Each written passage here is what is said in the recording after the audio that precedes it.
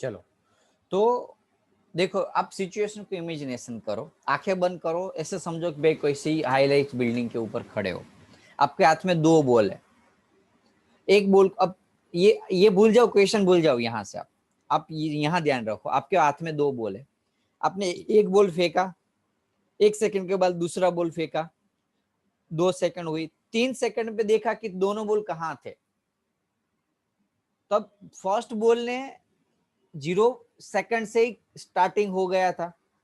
अब दूसरा बॉल जब मैंने फेंका तब ऑलरेडी 1 सेकंड तो कम हो गई थी, तो उसने उसके लिए ये यहाँ से यहाँ आने के लिए कितना टाइम बचा लगा, यहाँ सेकंड को t2 टाइम कितना लगा इसके लिए, सॉरी फर्स्ट को नॉट सेकंड को, फर्स्ट को कितना टाइम मिला, यहाँ 0.3 सेकंड मिला ऊपर से नीचे आने में।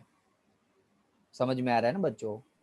और सेकंड ऑब्जेक्ट को हमने क्या किया, ऑलरेडी 1 सेकंड के बाद, अभी ये 0.1 भूल जाओ, 0.1 सेकंड के बाद ऊपर से नीचे फेंका, और 0.3 सेकंड में तो हमने क्या किया, नोट डाउन कर लिया कि कितना डिस्टेंस कवर। अब बोलोगे सर मैं तो पीछे से निकला था, समझ में आ रहा है? मैं जैसे 2 पर्सन है, जब रेस स्टार्ट करनी है, ओके, अब जब सर आपका जो रेफरी वो चीटिंग करेगा, फर्स्ट को जाने देता है, 1 सेकंड के पहले तू निकल जा चल, अब बाद में दूसरे को क्या करेगा, बोलेगा अब तू निकल। तो कॉमन लॉजिक है कि जो दूसरा जो था उसको तो 1 सेकंड कम मिले ना फर्स्ट से ट्रैवलिंग करने के लिए, तो ये ट्रैवलिंग ही था, तो डिस्टेंस था फॉर्मूला, ट्रैवलिंग के लिए ही था, मोशन के लिए, ट्रैवलिंग यानी कि मोशन, तो मोशन के लिए फॉर्मूला था। तो फर्स्ट ऑब्जेक्ट को 3 सेकंड लगा, 0.3 सेकंड लगा, और सेकंड ऑब्जेक्ट को जो 0.3 सेकंड टोटल था उसमें से 1 सेकंड वो लेट था। क्यों? क्योंकि लेट उसको ऊपर से नीचे फेंका था, तो उसके लिए अब खाली 0.2 सेकंड मिली। बोलो अब कॉन्सेप्ट क्लियर? Yes sir. पक्का? हाँ सर। अब उसको सोल्व करोगे तो आई थिंक 0.2 मीटर आएगा उसका आंसर, D2। क्लियर ना आपको? ओके, अब D1 एंड D2 मिल गया है, तो मुझे DCM फाइंड करना है, centre of mass of distance. तो फॉर्मूला डाल दूंगा मैं M1 D1 M2 D2 upon M1 M2। मास कितना कितना दिया था? 0.1। D1 0 पॉइंट कितना मिला? 5 मिला ना, कि 4 5। M2 0.2, इसको टाइम थोड़ा सा कम मिला था इसलिए डिस्टेंस भी कम होगा, 0.2 और 0.1 0.2 सोल्व कर लोगे तो आपका आंसर मिल जाएगा। ओके, ये आपको खुद करना है। बोलो कोई डाउट इसमें? फर्स्ट हुआ। अब second, how fast is the centre of mass of the system of 2 stone moving at that time? How far is the centre of mass, कितनी स्पीड होगी बच्चों? सेकंड के लिए मुझे VCM फाइंड करना हुआ, हाँ कि ना? देखो हाउ फास्ट यानी कि स्पीड फाइंड करनी है, तो स्पीड का फॉर्मूला क्या होगा? सेंटर ऑफ मास का M1 V1 M2 V2। आप बोलोगे सर V1 V2 कहाँ है? निकाल लेते V1 V2 भी। बोलो V1 V is equals to U plus GT, formula लगा सकते हो? Yes sir. और काफी सारे स्टूडेंट्स बोले कि सर फ्री फॉल है तो माइनस लगाएंगे। अब माइनस इसीलिए नहीं लगाता बच्चों में क्योंकि दोनों वैल्यू के अंदर वैसे ही माइनस आ जाएगा तो कोई फर्क नहीं, क्योंकि यहाँ हम क्या कर रहे हैं, स्केलर फॉर्म में वैल्यू ले रहे हैं। ओके, क्योंकि दोनों सेम डायरेक्शन में जा रहे हैं। देखो, तो आप दोनों को माइनस माइनस लोगे तो भी आंसर आपका फाइनली क्या हो जाएगा? सेम ही हो जाएगा। इसलिए वेल साइन, हाँ, V1 U1 प्लस AT, ई की जगह मैंने समझ लो कि 0 ली, इनिशियल वेलोसिटी तो 0 थी, जी की वैल्यू 10, टाइम मिला आपको 0.3, V1 10 इंटू 0.3 तो आंसर आएगा 3। सिमिलरली V2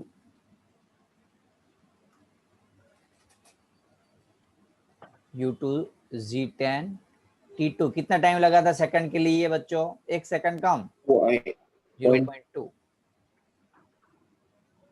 0.2 नहीं 2 ही आएगा। हाँ, तो V1 एंड V2 मिल गया। M1 M2 आपके पास है, इसके अंदर डाल दो, कर लोगे खुद?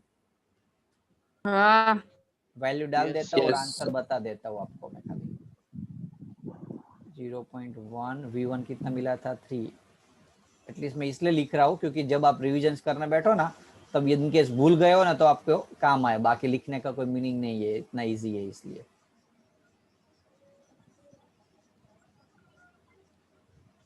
सॉल्व करोगे तो आपका आंसर मिल जाएगा। Okay Yes, sir. ओके। अब तीसरा क्या पूछा हुआ है आपको, what will the momentum of the system, momentum of the system P, total momentum का फॉर्मूला लगा दो, m1 plus sorry p1 plus p2 बच्चों, m1 v1 m2 v2, जो ऊपर का जो आंसर आएगा ना 0.1 3 0.2 2 2 0.1 0.7 0.3 0.4 0.7, बोलो कोई doubt? no sir No, sir. No, sir. पक्का ना, इजी एकदम। तो ये तीन, तो ऐसे भी क्वेश्चन पूछ सकते हैं, ऐसा जरूर नहीं कि आपको डायरेक्टली ऐसे दे ही दिया होगा वेलोसिटी और एक्सीलरेशन और डिस्प्लेसमेंट। समटाइम्स डिस्प्लेसमेंट आपको मोशंस वाले चैप्टर में से निकाल के सोल्व करना पड़ेगा, d1 d2 निकालना पड़ेगा, बाद में आप वैल्यू पुट करोगे, वेलोसिटी निकालनी पड़ेगी, बाद में वैल्यू पुट करोगे, मोमेंटम निकालना पड़ेगा, बाद में वैल्यू पुट करोगे और आंसर आएगा। तो काफी बार डायरेक्टली भी दे सकते हैं, काफी बार आपको इनडायरेक्टली भी दे सकते हैं। This is the hardest sums of today sessions. Okay, वैसे तो मैं नहीं कराने वाला था, लेकिन फिर भी चलो कुछ अच्छा आप सीखो, और स्पेशली फॉर मैथ्स वाले जो स्टूडेंट्स होते हैं, ओके, उसको तो दिक्कत नहीं होगी। बायो वाले स्टूडेंट्स के लिए थोड़ा मैथ्स में ऐसे रिविजन्स हो जाए, अच्छे क्वेश्चंस, इसके लिए मैं आपको करा रहा हूँ। ओके, जी नीट के लेवल का क्वेश्चन है। फाइंड क्या करना है, different force acting on the lamina body of the mass 2 kilogram are shown in the figure, calculate the linear acceleration, ये फाइंड करना है। एक्सेलरेशन, एक्सेलरेशंस वाला ये फॉर्मूला था बच्चों, m into a p1 plus p2 plus p3 ना मान f1 plus F f2 hours. f sorry चार फोर्स है। तो आपको ये सेंटर ऑफ मास फाइंड करना है। ए मास आपको दिया हुआ है, देखो 2 kilogram, f1 f2 f3 f4 भी दिया हुआ है, लेकिन वो क्या दिया है पता आपको, कंफ्यूजिंग करके दिया, डायरेक्टली नहीं दिया वैल्यू। ओके, सो आपको वेक्टर में थोड़ा सा रिकॉलिंग हो जाए, उस पर्पस के लिए ये क्वेश्चंस मैंने करवाए हुए, अदरवाइज इतने क्वेश्चन की जरूरत भी नहीं, क्योंकि एसएल में भी नहीं दी, एनसीईआरटी में भी नहीं दिए हुए ऐसे क्वेश्चन। तो वैसे चांसेस नहीं है आपको पूछने के, लेकिन नीट जी लिखिए, आपको कर देना है आपको ऐसे। बोलो चलो अलग अलग, पहले हम F1 F2 निकालते हैं। F1 कितना दिया हुआ है? -8 आई के। Very good.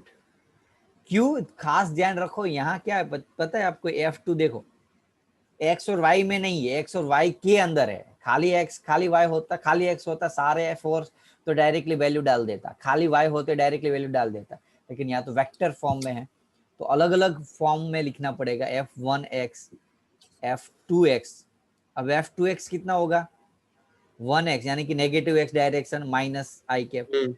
अब देखो इसमें कोई y कंपोनेंट है इसका बच्चों, f1 का कोई y कंपोनेंट है? No, sir. ना No, y कंपोनेंट, यानी कि y कंपोनेंट 0 है। चलो F1 सेकंड, है सॉरी तो F1 हाँ F1 बाय f2x।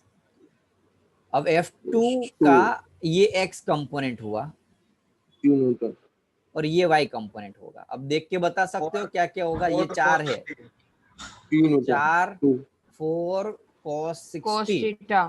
और ये पॉजिटिव डायरेक्शन है, और ये हो जाएगा f2y 4 sin 60, हाँ कि ना, हाँ. का ऑपोजिट वाला। चलो F3 f3 जो भी आएगा बाद में हम लिख लेंगे, अभी तो खाली ये लिख लो ना। f3 X में f3x बताओ, चलो तो बता 6 पाएगा कोई? 6 cos 45. नहीं 6 cos 45 नहीं आएगा। माइनस बोलो 3√2 अभी कोई बोला, कोई आंसर कुछ बोला था माइनस, कौन बोला?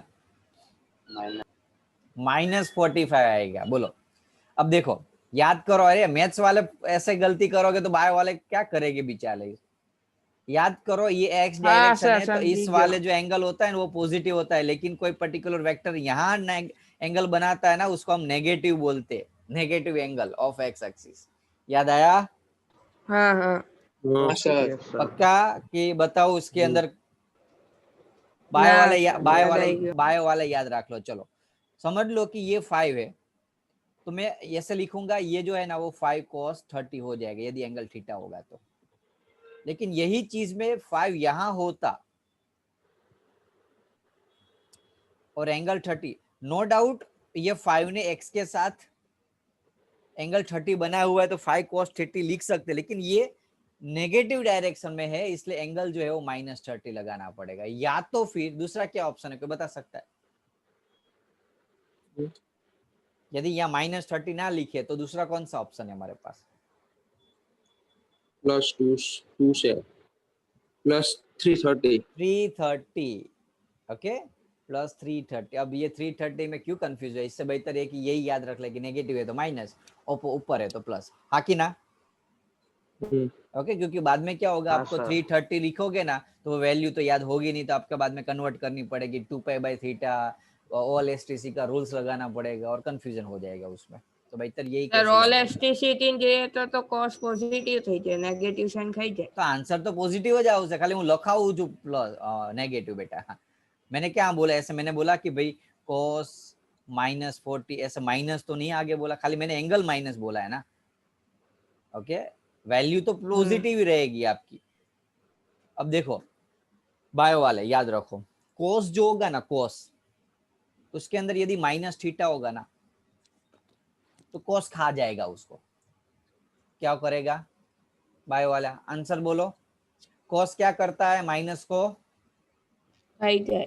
खा जाता है। यार बायो वाले को पूछा, तू बायो में? કોઈ બોલ્યું નહીં તો હું કરું? સાચી વાત છે, તે કક્કો લીધો છે બિચારાનો, नहीं એટલી મહેનત કરે છે। बायो वाले स्टूडेंट यहाँ से रिमूव कर दूंगा, मैं सच में बोल रहा हूँ। कोस में नेगेटिव एंगल क्या करेगा? कोस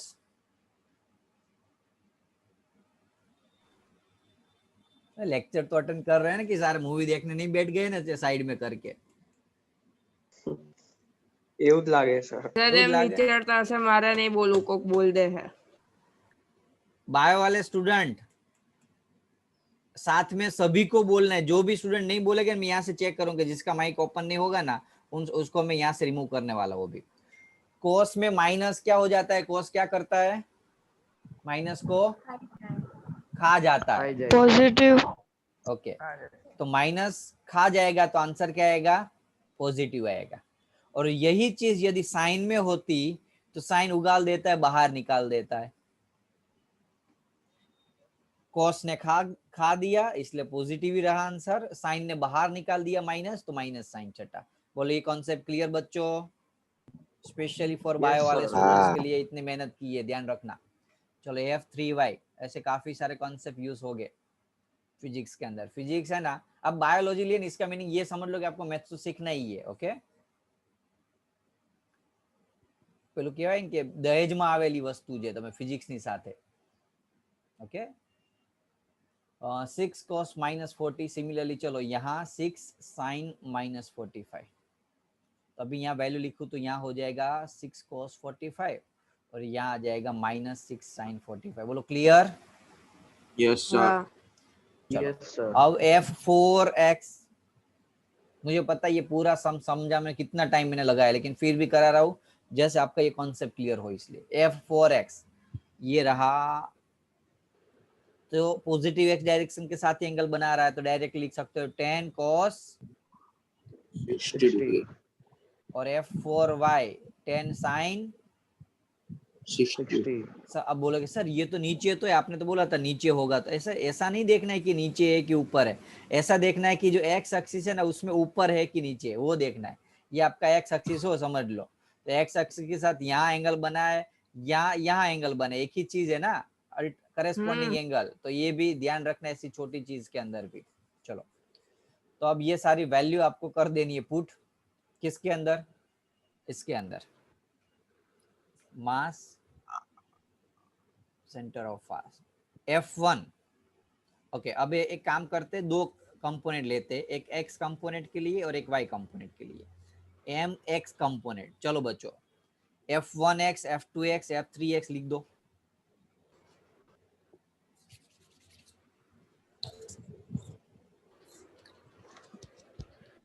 बोलो जल्दी फटाफट।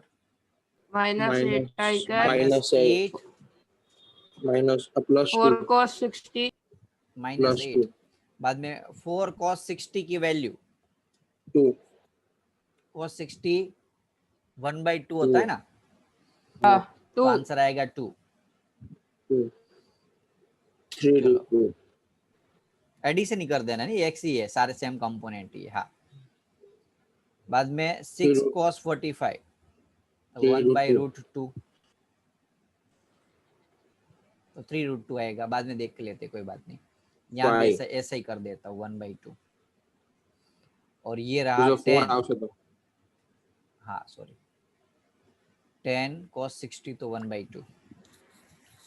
ओके चलो यहाँ 2 2 जा 2 5 जा और ये 3 कट root हो 2 जाएगा तो 3√2, तो -8 + 2 + 3√2 + 5 5 2 7 -8 -1 minus 1 -1 3 root 2 minus -1 प्लस 3√2। बोलो कोई डाउट? हाँ सर ना ax is equal to mass कितना दिया हो, m नीचे ले लेता हूं मैं, 2 kg 2, ये x कंपोनेंट मिला। सिमिलरली y कंपोनेंट कर लोगे खुद, हाँ yes sir हाँ सर। Try yourself. तो ए वाई आपका आंसर में लिख देता हूँ, ओके तो आपको कंपेयर करने के लिए इजी रहे। एक मिनट हो, कौन से नंबर का था ये क्वेश्चन, 4th, एक मिनट मैं आंसर लिख देता हूँ तो आपको एटलीस्ट पता चले। 4th illustration 4th,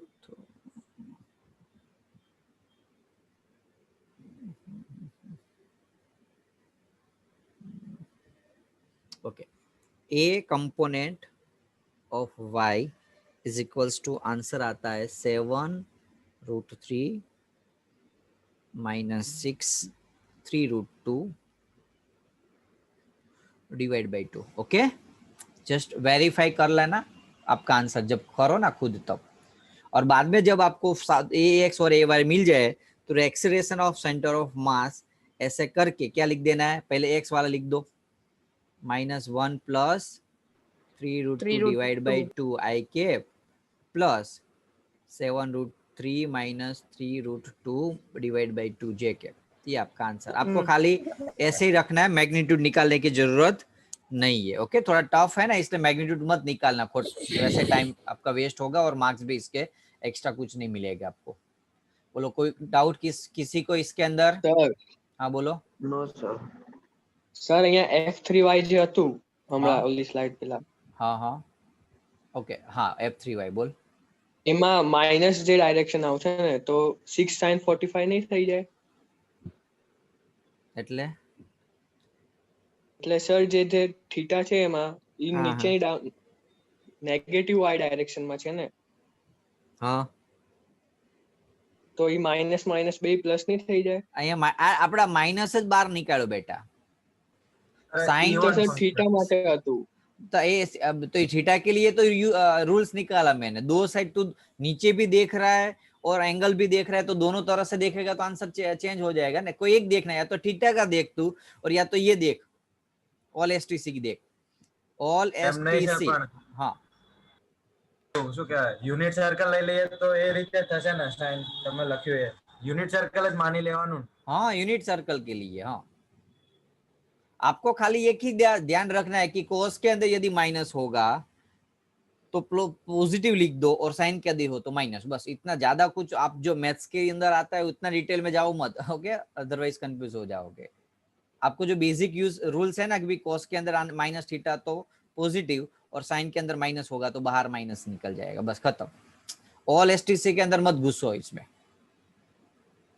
okay ध्रुवीन? हाँ सर ऑल एसटीसी में घुसना है ना तो बाद में ये मत सोचो कि कॉस के अंदर माइनस है साइन के अंदर माइनस, तो आप इसी हिसाब से आंसर निकालो तो भी मैच हो जाएगा आपका।